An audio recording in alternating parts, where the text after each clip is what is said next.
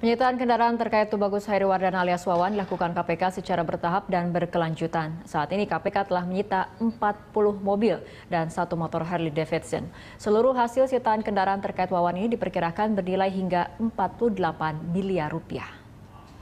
Pemirsa, KPK telah menyita puluhan mobil terkait tindak pidana pencucian uang untuk tersangka Tubagus Hairiwardana. Sebut saja mulai 27 Januari KPK telah menyita 3 mobil plus 1 motor Harley Davidson dari kediaman Wawan di kawasan Denpasar, Kuningan, Jakarta Selatan. Tentunya mobil-mobil ini diduga KPK kuat terkait dengan tindak pidana pencucian uang menurut aset tracing yang dilakukan oleh penyidik KPK. Kemudian tidak hanya sampai di situ saja, KPK juga kembali menyita dari beberapa anggota DPRD Banten.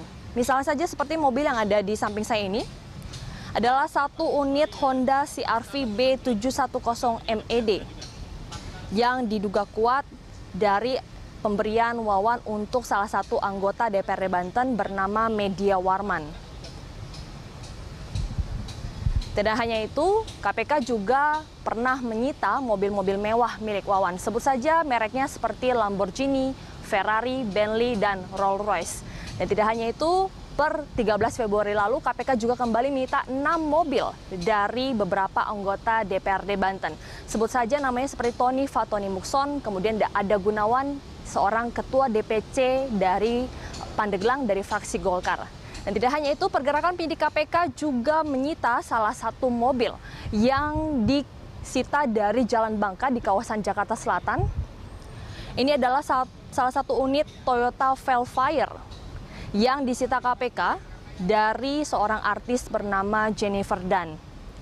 Diduga menurut pengakuan dari Jennifer Dunn bahwa pemberian mobil ini adalah awal pembayaran muka dari perjanjian bisnis dengan salah satu production house bersama Wawan.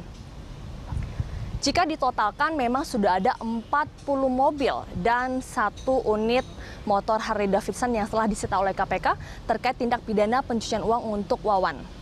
Kalau saja dihitung, 40 mobil ini dengan kisaran harga pasaran mobil saat ini bisa mencapai 48,8 miliar rupiah.